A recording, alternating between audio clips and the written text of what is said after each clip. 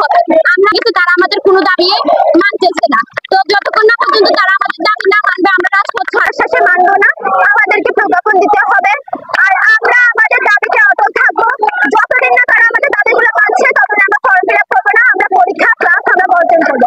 তবে কিন্তু তারা আমাদেরকে বাধা দিয়েছে এবং আমাদের জুনিয়রদেরকে জোর করে আজকের দাবি হচ্ছে 8 দফা দাবি নিয়ে। এই দাবি আমরা গত 7-8 মাস আগেও এই দাবি নিয়ে আমরা রাজপথে নেমেছিলাম, কিন্তু দুঃখের বিষয় শত রাজপথে নামার পরেও আমাদের কৃষি উপদেষ্টা আমাদেরকে আশ্বাস দিয়েছিল, সেই আশ্বাস বিশ্বাসী হয়ে আমরা রাজপথ ছেড়েছিলাম।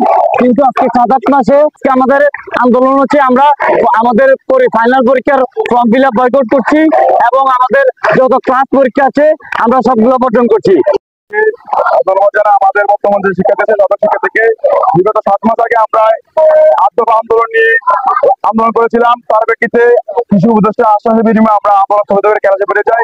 দীর্ঘ 8 মাস পরও আমাদের কোনো আন্দোলন সুযোগ না আসায় আমাদের রানিং পর্যন্ত স্টুডেন্ট আছে, তাদের নেতৃত্বে এখন আমার নতুন আন্দোলন শুরু হচ্ছে। আমরা তাদেরকে স্বাগত জানাই।